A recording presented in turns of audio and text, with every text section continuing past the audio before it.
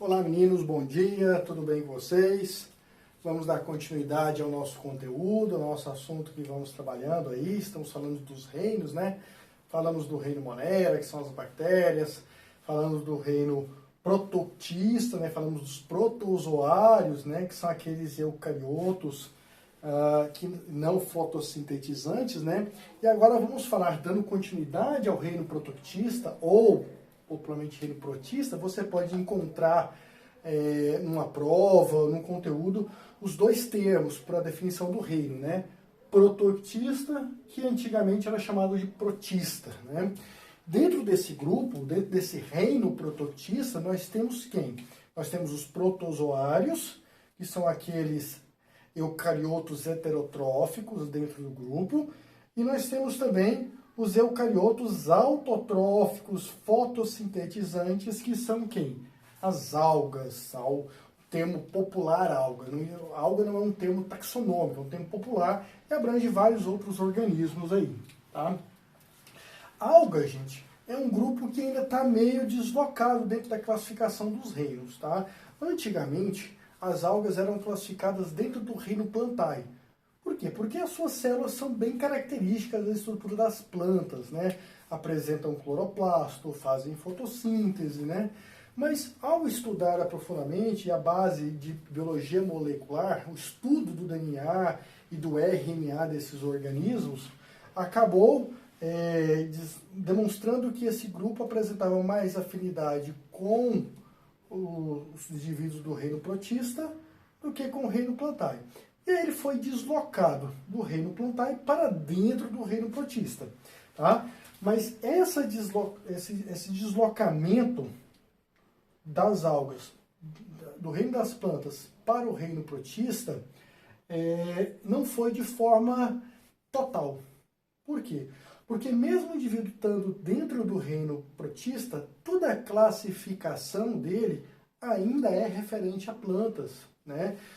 Quando você pega uma classificação de um termo de alguma divisão de alga, por exemplo, clorófita, ó, clorófita,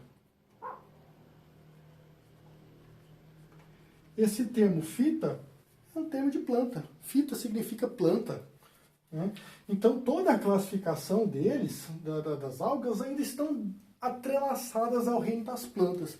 Então ele está dentro do reino protista com a classificação dentro do reino das plantas ainda. Então está meio que desorganizado, ele está meio que fora de contexto ainda, né? Mas enfim, as algas existem, estão aí e apresentam várias características interessantes para nós, né? Essas algas, tá? Vamos falar um pouquinho sobre elas, né? Como caráter, ela não costuma cair muito no Enem, não, tá? Não costuma cair a classificação, a taxonomia de alga, mas a função dela, a importância dela na natureza, isso costuma cair bastante, tá? Porque está dentro de ecologia. Como característica geral, o que uma alga tem? Tá? Primeiramente, todas as algas são eucariontes. Bom, por definição, o termo eu quer dizer verdadeiro, carionte núcleo, ou seja, a célula possui núcleo verdadeiro. Tá? Então isso é uma característica da alga. Então toda célula de alga vai apresentar dentro dela núcleo. Tá? Esses organismos são autotróficos ou autótrofos, eles produzem o próprio alimento. Então, por produzir o próprio alimento, e eles o fazem por meio de fotossíntese, e aí nós falamos que esses caras são eucariontes fotossintetizantes, eles fazem fotossíntese. Então, para ele produzir o próprio alimento, ele vai precisar o quê? De luz. Tá? Além da luz, ele vai precisar de água, ele vai precisar de alguns gases como CO2, ele vai precisar de nutrientes, nitrogênio, fósforo, para poder fazer o processo fotossintético e produzir o seu próprio alimento. Tá? Como todo organismo fotossintetizante, ele produz o quê? O oxigênio. Tá? Aliás, a maior parte, a maior proporção de oxigênio disponível no ambiente, quem produz são as algas, não são as plantas não. A planta, basicamente, o que ela produz, ela consome. Tá? Aqui não. Aqui as algas produzem muito, mas muito mais do que elas consomem, necessitam. Tá? Então, boa parte do oxigênio que você está respirando nesse exato momento provém das algas. Tá? Essas algas são encontradas em vários tipos de ambientes, depois vamos falar aqui. Né? Então, são eucariontes, autótrofos, tá? Aeróbicos, ao mesmo tempo que ela produz o oxigênio, ela também metaboliza o oxigênio, né? Na produção de energia, na produção de ATP, então ela também respira, só que ela produz muito mais do que ela respira. Tá? Então o saldo produtivo dela é muito maior, tá? Por isso que sobra oxigênio para nós respirarmos. Né?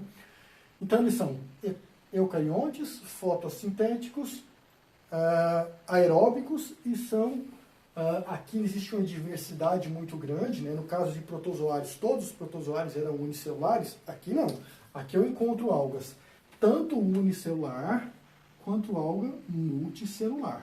Então ele pode apresentar uma única célula ou pode apresentar várias células, né? Esses indivíduos unicelulares, eles podem se arranjar formando colônias e cenóbios, né? Então podem formar aqui colônias ou cenóbios. Professor, qual que é qual a diferença entre o indivíduo colonial e o indivíduo cenobial? Nas colônias, as células não se tocam umas às outras. Já no cenóbio, as células se tocam umas às outras. Tá? Então, lembrando que tanto colônia quanto o indivíduo cenobial é um agrupamento de indivíduos o quê? Unicelulares. Eles não funcionam como tecido, eles são independentes, eles estão apenas o quê? Juntos. Então eu vou ter indivíduo colonial, onde as células estão juntas, mas não se tocam, e indivíduos cenobiais, onde as células estão juntas e se tocam. Então o indivíduo unicelular pode formar colônias e cenóbios. E eu tenho aqueles indivíduos multicelulares, né, que apresentam várias células, essas células se comunicam umas com as outras, elas trocam nutrientes, né, aí já é um contexto diferenciado. Tá? Esses indivíduos, então, podem viver arranjados e essas células se comunicam com a outra, são bem diferentes de colônias e cenóbios. Né? Então nós temos indivíduos unicelular e multicelular, com uma variedade enorme em termos de morfologia, tanto nos indivíduos unicelulares quanto nos indivíduos coloniais. Tá? Então tem uma gama de grupos taxonômicos de algas que tem uma variedade morfológica gigantesca. Tá? Tanto no número de células, quanto no número de cloroplasto, quanto no arranjo dessa célula. Então tem uma diferença morfológica gritante, enorme. Tá? Basicamente, esse grupo foi retirado do grupo das plantas. Por quê? Porque os embriões desses indivíduos não dependem do indivíduo materno para sobreviver. Ele não é nutrido pelo indivíduo materno. Já nas plantas, esse embrião é nutrido. Tá? Então existe uma nutrição, tá? Seja em forma de reserva na semente, ou seja diretamente ligado ao indivíduo materno. Né? Aqui os embriões são independentes, são lançados no meio e eles mesmos produzem seu próprio alimento através do processo fotossintético. Tá? Então os embriões não dependem da mãe, tá? No indivíduo materno, em termos nutricional. Eles se viram sozinhos. Né? Esses indivíduos multicelulares, eles são avasculares, né? Essa característica vascular e avascular também é de planta. Tá? São avasculares e tem um corpo formado por um talo. Olha, outra nomenclatura que é encontrado dentro da taxonomia do reino vegetal. Talo. Pô, o que é o talo de uma planta? A planta apresenta 3 definições de órgãos: raiz, caule e folha. Então, quando você olha para a planta e você não consegue definir o que é caule, o que é raiz e o que é uma folha, nós falamos que aquilo é um talo. Então, quando você olha para uma alga, vou pegar e desenhar aqui para você aqui uma alga. Ó. Um cenóbiozinho aqui.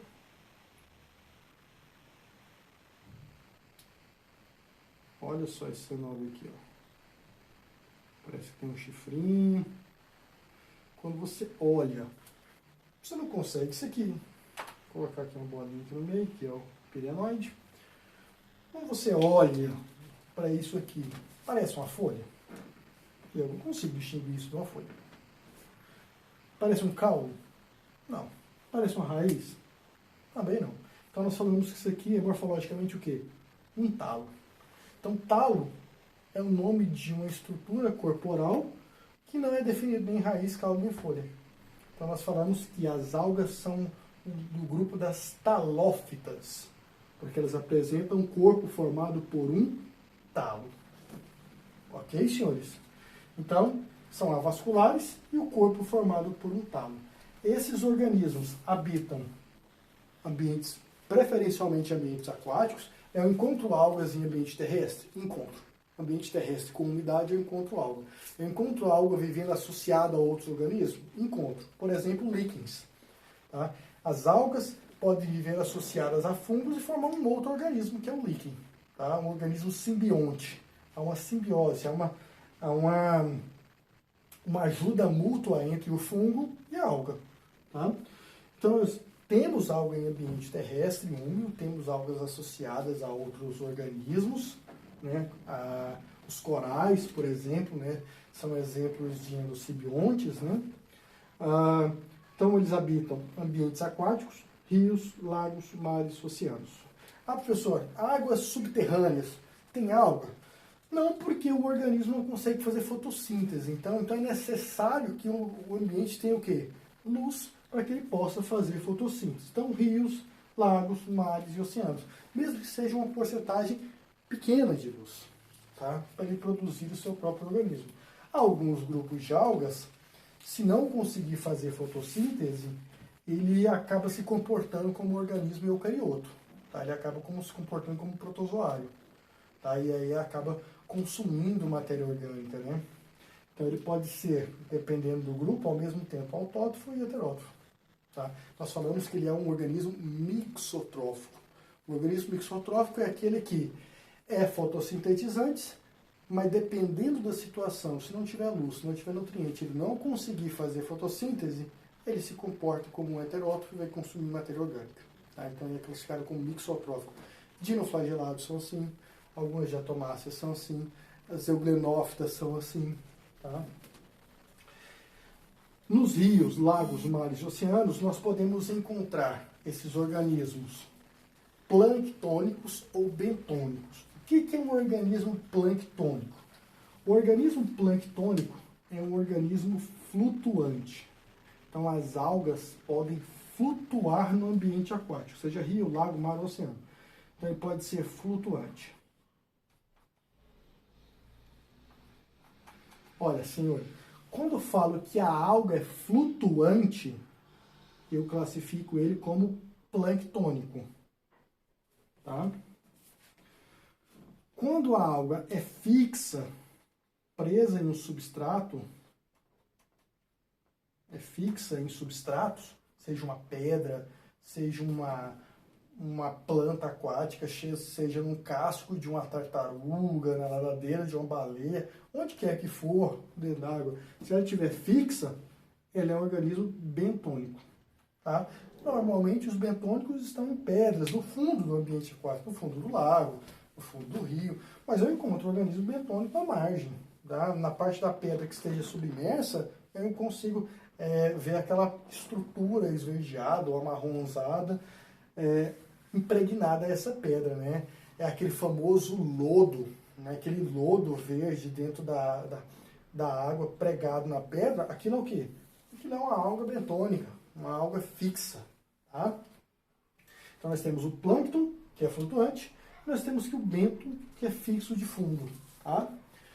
Em termos de pigmentação fotossintética, lembrando que as algas são fotossintetizantes, né? Foto, luz. Tá? Então, sintetiza alimentos na presença de quê? Luz. Tá? Para isso, ele precisa de um pigmento que capta a onda luminosa. Tá? Esse pigmento pode ser a clorofila em maior quantidade, e aí essa alga terá uma cor verde. Tá? as clorofícias, euglenovícias, zignematovícias, treuboxofícias, essas algas, todas elas apresentam em grande quantidade dentro da célula clorofila. Então, elas vão apresentar uma coloração esverdeada. Mas a alga pode apresentar outro tipo de coloração. Pode apresentar uma coloração amarronzada ou dourada. Ela vai apresentar um pigmento em maior concentração de xantofila. Tá? Ela vai deixar de ter clorofila? Não. Toda alga tem clorofila. Só que algumas apresentam clorofila em maior, outras em menor quantidade. Tá? Aquela que apresenta uma quantidade maior de xantofila do que clorofila vai ter uma coloração amarronzada. Né? As crisofícias, por exemplo, tem uma coloração meio amarronzada, meio dourada. As bacilariofícias, que são as famosas diatomáceas, também tem a coloração amarronzada. E tem aquelas que apresentam coloração avermelhada, né? Produzem um pigmento avermelhado. Algumas euglenovícias, como a euglena sanguínea, por exemplo, tem pigmentação vermelha, né? Que são os carotenoides, que é o beta-caroteno, né? Ou carotenos, como eu coloquei aqui, né? Essas apresentam uma coloração meio avermelhada, né? Um exemplo comum dessas que apresentam grande quantidade de carotenoides são os dinoflagelados. O dinoflagelado, em altas concentrações no oceano, nos mares, ele produz uma grande quantidade de pigmento vermelho, juntamente esse pigmento, que essas algas são tóxicas, algumas delas, né? Isso acaba tingindo a água de vermelho. Aí nós falamos que pela grande quantidade de organismos, né? Tem muito nutriente na água, e ela vai consumir esse nutriente, vai reproduzir muito, e vai tingir a água ou de verde ou de vermelho. No caso aqui nós temos um fenômeno conhecido como maré vermelha, quando é vermelho. Né? Em pesca e parque, se você for e a água tiver uma grande quantidade de nutrientes, você vai ver uma água bem verde. Tá? Essa água foi pintada de verde, jogou a tinta lá e pintou a água de verde, tingiu a água de verde? Não, isso é o quê? Uma grande quantidade de algas que apresentam clorofila, e isso acaba deixando a água esverdeada pelo excesso de organismos aquáticos flutuantes. Né? E isso é uma questão interessante que pode cair em prova para vocês, tá? O excesso de nutrientes no ambiente aquático. Tá? Pode ser no rio, pode ser no lago, pode ser em mares, pode ser em oceanos. Qual é o mais comum de nós encontrarmos esse excesso de nutrientes? Em lagos. Por quê? Porque lago é de água parada. Né? Os outros são de água corrente, então a correnteza pode levar esse excesso de nutrientes e você acaba não percebendo isso. Mas em ambiente de água parada, o excesso de nutrientes na água promove a proliferação de organismos aquáticos. Quem são esses organismos aquáticos? Os fotossintetizantes. O excesso de nutrientes, seja por lançamento de esgoto doméstico, lançamento de esgoto industrial, seja por excesso de fertilizante na água. Eu vou corrigir o meu solo lá, vou colocar fertilizante no meu solo, veio a chuva, o excesso desse fertilizante todo é carreado junto com a chuva para dentro de um curso d'água, vai para um lago, para um rio. Então esse nutriente acaba indo para a água. Tá? Esse nutriente, basicamente, ele é a base de fósforo e nitrogênio. São os principais deles. Então o excesso desses nutrientes promove o que nós chamamos de eutrofização. Eutrofização. E é justamente isso que pode cair no Enem para vocês, né? A eutrofização, o excesso de matéria orgânica na água. Esse excesso de matéria orgânica na água faz com que essas algas peguem esses nutrientes, do fósforo e nitrogênio, juntamente com a luz, eles vão produzir muito, eles vão crescer rápido demais e vão proliferar rápido demais. Então você vai ter um excesso de organismo, muito nutriente, muita fotossíntese, muito organismo na água. Esse excesso de organismo promove a formação de natas, a coloração, né? E essa coloração acaba interrompendo a passagem de luz. Então aqueles que estão mais na superfície conseguem pegar a luz e continuam fazendo fotossíntese. Mas aqueles que estão embaixo não conseguem pegar a luz, deixam de fazer fotossíntese e morrem. Então o excesso de organismos mortos, o excesso de nutrientes na água, promove o consumo, promove a proliferação de bactérias. E essas bactérias vão consumir essa matéria orgânica. E esse consumo de matéria orgânica por essas bactérias é um consumo aeróbico. Ou seja, ele pega o nutriente, consome ele, mas para isso ele consome também o quê? O oxigênio. Então, o excesso de nutrientes na água promove a eutrofização e a eutrofização promove a diminuição de oxigênio na água. A quantidade de oxigênio dissolvido na água diminui. Diminui a tal ponto que o ambiente se torna anóxico, ou seja, sem oxigênio. E aí os organismos aeróbicos que necessitam desse oxigênio acabam morrendo. E só sobrevivem ali quem? As bactérias. Então, quando você vê em ambientes, em lagos e rios, onde você tem uma mortalidade de peixe muito grande, sem explicação, provavelmente ocorreu uma eutrofização, ocorreu um excesso de consumo dessa matéria orgânica por parte das bactérias, as bactérias retiraram o oxigênio e esses peixes morreram por falta de oxigênio. Tá? Então, isso é um fenômeno que indica, essa eutrofização indica uma poluição no ambiente aquático, né? Então, ele é um bioindicador. O excesso de algumas algas que são comuns em ambientes eutrofizados são bioindicadores, indicam se o ambiente está com qualidade boa ou qualidade ruim, né? Então, uma importância da alga que eu não coloquei aqui é que ela é um bioindicador de qualidade ou de poluição aquática, né? Essas algas, como eu falei, também podem vir associadas a outros organismos. Eu coloquei aí para vocês os líquens, né, onde a alga fica associada ao fungo, mas a alga pode ficar associada ao coral, tá? Que são as zooxantelas, né? Quando você olha aqueles corais lindos, maravilhosos, coloridos, vermelho, amarelo, verde, essas colorações dos corais não são dos animaizinhos que estão lá, são das algas que vivem associadas a esses animaizinhos, né? Então, os corais, por exemplo, os coloridos, é de acordo com as algas. Eu falar no processo de branqueamento dos corais, o que acontece? As algas morrem, tá? O coral perde a coloração, porque o que dá a coloração é a alga, tá? A alga morrendo, ela deixa de fazer fotossíntese, deixa de produzir alimento para ela e para o animalzinho que está lá. E aí o animalzinho morre. E aí o coral morre. Então o processo de branqueamento de corais acaba matando os corais. Por quê? Por causa das zooxantelas que morrem e não conseguem fazer fotossíntese, nem produzir alimento, nem para ela, nem para o bichinho que vive lá. Para o coral. Aí o coral morre. Tá? Uma outra característica das algas que nós podemos observar aqui é a bioluminescência, né? O que é a bioluminescência? A alga consegue produzir energia luminosa.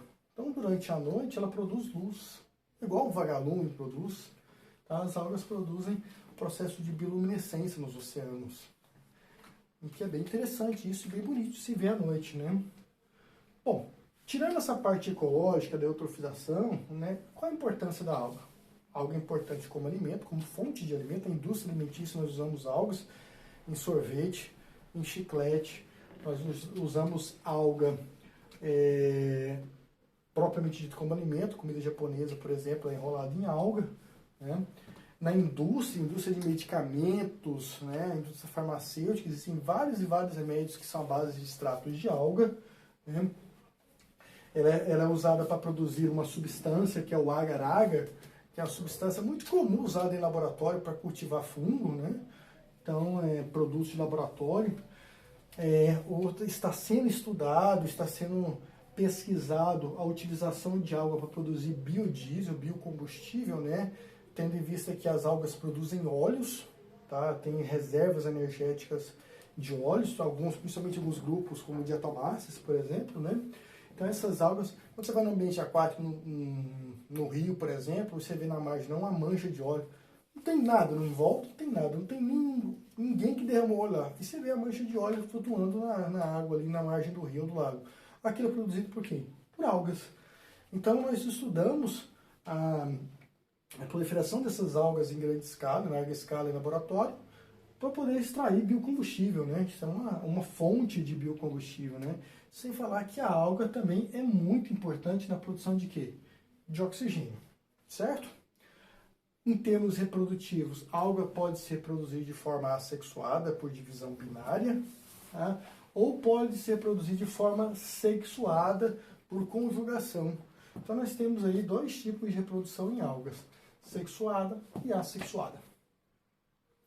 Certinho, meninos? Até a nossa próxima aula. Um grande abraço a todos e bons estudos.